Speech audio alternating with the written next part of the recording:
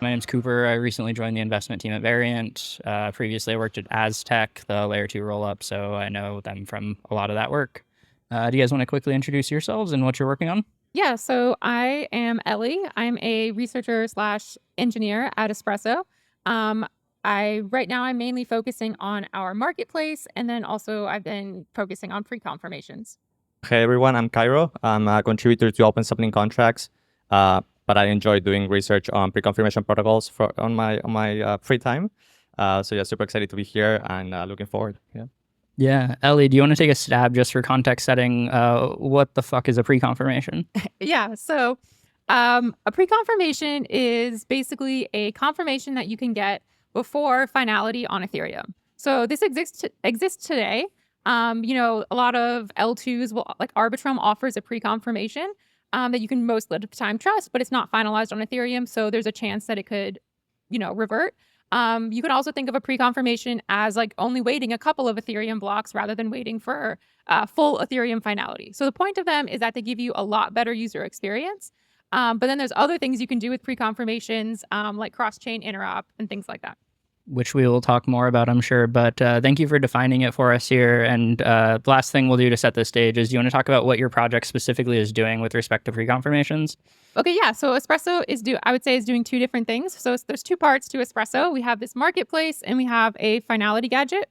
So on the finality gadget side, basically you can get finality on your pre-confirmation sooner than waiting for Ethereum finality.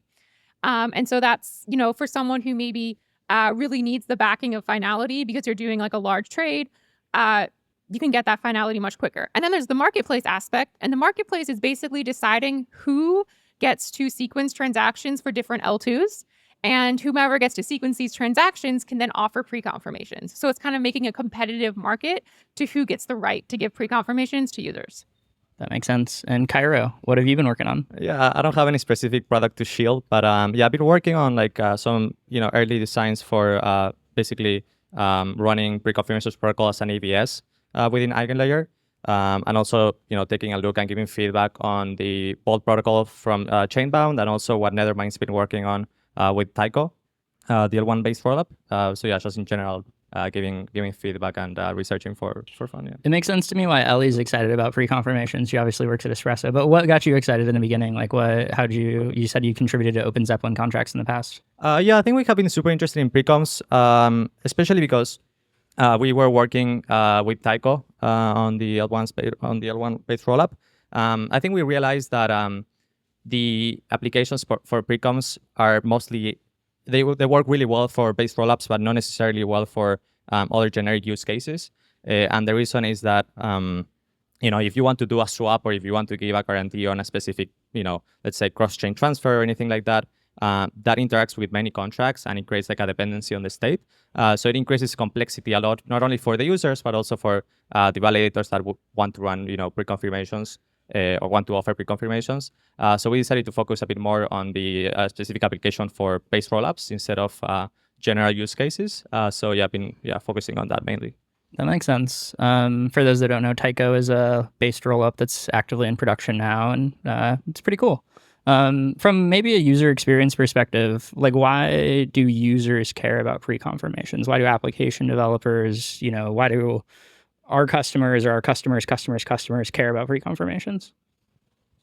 Okay, yeah. So I'd say there's two reasons that they would care. The first one is that it offers a better user experience. So basically, with a lot of pre-confirmation models, you can get a pre-confirmation like 100 milliseconds, which is basically instant. And this is what users want. Like they don't want to have to wait 12 seconds for something to be included in a block or 30 seconds to make sure it's included in several blocks. The second thing is that you can get execution promises on your transaction. So someone who pre-confirms your transaction, if they want to, they can offer you a promise that your transaction will execute at a specific price. You will get an exact price on your DEX trade. And this is like very useful for users who want to guarantee that they have a certain execution, that they're not going to be front run, et cetera. That makes sense. Cairo, anything to add in terms of UX? Yeah, I think those are pretty much the applications for inclusion preconfs. I think that I think that it would be super interesting, and I think it's something that we're exploring as well. Is for example allowing applications to choose it rules for preconfirmations, right? So basically also this goes into another areas of research, but for example, allowing the applications to choose the order of the transaction that it's going to be included in the block. So yeah, more granularity on the preconfirmation aside from the promise on the state or the output of the transaction, as Ellie said. So I think having more granularity on the block parameters could be super interesting, and yeah. That makes sense. So I originally saw pre-confirmations as basically kind of a form of roadmap arbitrage, right? Like we saw Ethereum has slow block times. We're like, how do we get faster block times? We don't want to change the core consensus protocol. We can do it out of protocol potentially. And I actually think that's how we got to a lot of the pre-conf designs that we currently see today. But now we're seeing things actually ship pre-confs to production, seeing a lot of things on testnet. I would say there's also been a recent revitalization and interest in actually making block times faster, and things like Maxwell, we'll talk about this a lot later, but ending the proposer monopoly. What is the current state on pre-confirmations, and do you think people are excited about them or as excited as they are 3 months ago? Yeah, that's a good question. So I think the current state is that there are several different projects who are offering pre-confirmation. So there's Mev Commit, which is offering L1 pre-confirmations today, and that's in production, I believe. And then Gattaca, who builds the Titan builder, and Chainbound and Nethermind also have pre-confirmations like in a testnet on Ethereum. So we made a lot of progress on this in the past few months. I would say, are people as excited about them as they used to be? Maybe. It's a tricky question. It's a tricky question. I think that there's some really big questions with pre-confirmation. Specifically, it's how do you price them? And that's a really hard problem. So I think that maybe there's a little bit less excitement around dealing with that problem. And then also, yeah, like people like, what if we could just get around doing pre-confirmations by just making Ethereum block times faster? In my opinion, we could make Ethereum block times faster, and I think that that's useful, but I think that pre-confirmations still exist because you're not going to have 100 millisecond Ethereum block times. I also think that realistically, if you want to keep the network size and the decentralization of the Ethereum network, which is really important that it can run on like a very heterogeneous network with lots of different kinds of nodes, you can make it faster than 12 seconds, but you're not going to get as fast as a lot of other protocols just like by the core design of what Ethereum's consensus is. So in that case, I still think that pre-confirmations are useful, and even in conjunction with shorter block times in Ethereum. That makes sense. Cairo, what's your take? How are you feeling about them right now? Yeah, I think I pretty much agree. I think that there was a lot of hype around preconfs, especially for normal use cases and kind of normal users. But I think preconfs kind of started in the beginning just mainly connected to base rollups, and they slowly expanded over time to just trying to apply them to general use cases. And I think for general use cases, it's really hard. And in terms of the user experience, it really depends on what is the transaction going to do. So I think for base rollups, it's just going to be something that is going to be developed and already implemented. But I'm not sure how successful it's going to be applied for, let's say, normal use cases outside base rollups. Yeah, let's maybe talk about that a little bit deeper. So we talked earlier about how the user experience benefits are that users can confirm their transactions within 100 milliseconds. Maybe they can do things across chain, but also it's really expensive. It's going to be hard to price. How are users going to deal with that? And do you see a world where users are like going into their MetaMask and turning on a toggle to get an expensive pre-confirmation? Is that a future that you see? Potentially, yes. So I think that the future could go one of two ways. I think one, pre-confirmations will actually end up being cheap, and then most users will want them. But I think that there's a good chance that they could go the other direction where pre-confirmations are actually just too expensive. So users are like, no, I'm not going to bother with it. I'll just take the risk of submitting my transaction like normal. I think that this is very possible. This is why I personally think that inclusion-only pre-confirmations are going to be really important. So a lot of the focus on pre-confirmations has been on execution pre-confirmations where you're promised execution. But if you're promised execution, you're going to have to pay more for that because you're paying for like state locking everyone else. State locking everyone else, yes. But I think for a lot of users, an inclusion pre-conf is probably good enough, especially if you pair it with something like an intent and you have like a very specific intent that's already going to restrict your transaction quite a bit. I think that inclusion pre-confs are enough. And inclusion pre-confs, I think, can honestly, in a lot of ways, like be essentially free. Like as long as the block proposer has space in their block, why would they not include it? and so they can be very, very cheap. So in the future, I think inclusion pre-confirmations will be really popular. Hopefully execution pre-confirmations will, but I have kind of a feeling that they'll end up just being too expensive. Okay. In a world where they're too expensive, you still see rollups using them, right? Just not individual users. Like a layer 2 would want to guarantee inclusion every 2 blocks. Or like a guarantee in the next block, or be able to offer their users guarantees in the next block. Yeah, I think it could go both ways. I think that users may use individual pre-confirmations, but yes, I can think that rollups would probably want to be guaranteed to get into specific blocks. A lot of this depends on like the market dynamics, but for example, if you have like blobs today and maybe like you're not getting your blobs landed on chain, maybe you want to get a pre-confirmation on that your blob is going to end up in a specific block. Yeah, I can see that happening.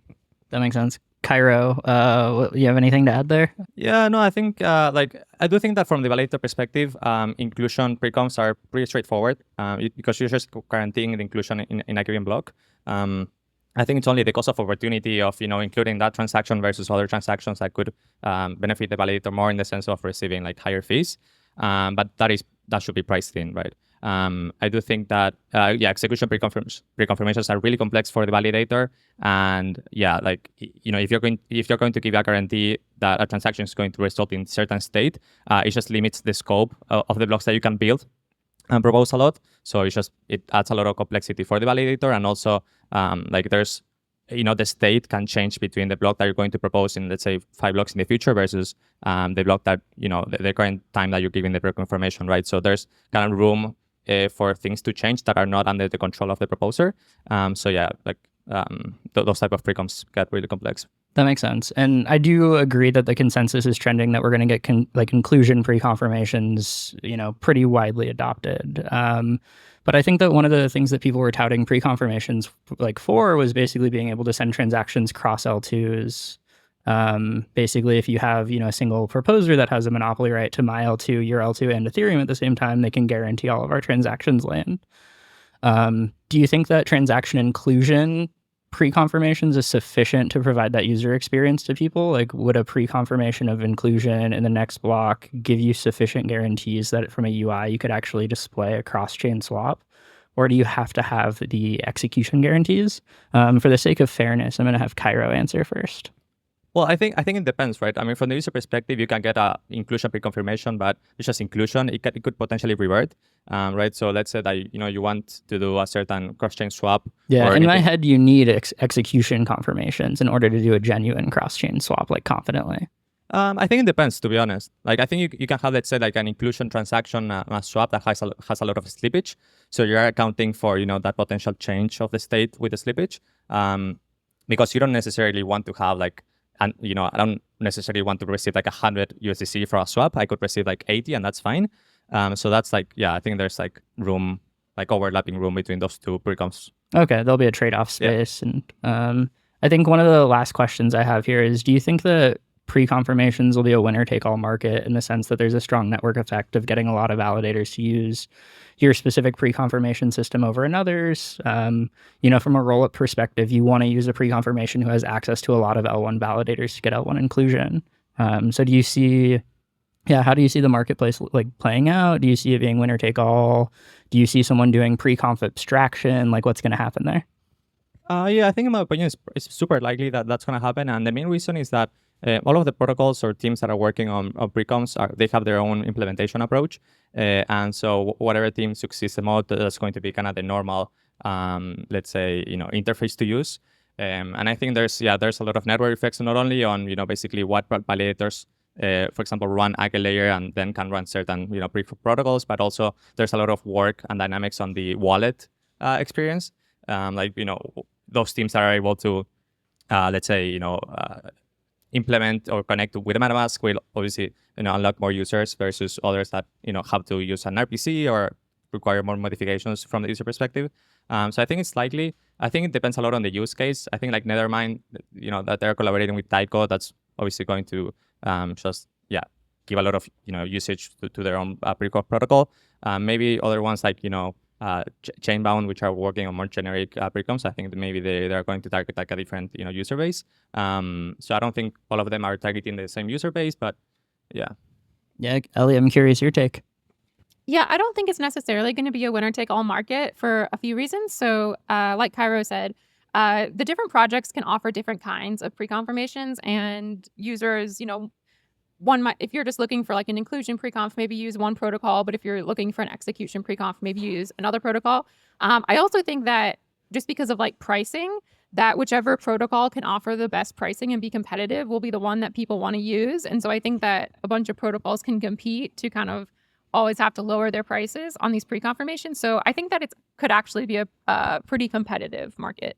And from a validator standpoint, I think that it makes sense for validators to kind of opt into all of the pre-conf protocols because like that's just more money for them and there's pretty little downside unless, they can get slashed, but as long as you trust the protocol and you trust that you're going to behave honestly, you shouldn't get slashed. So I think, validators will opt into all of the pre-conf protocols they can, and I think there should be actually some good competition. I agree. I think that will wrap up our panel today in the sake of time. Give a warm round of applause for our panelists.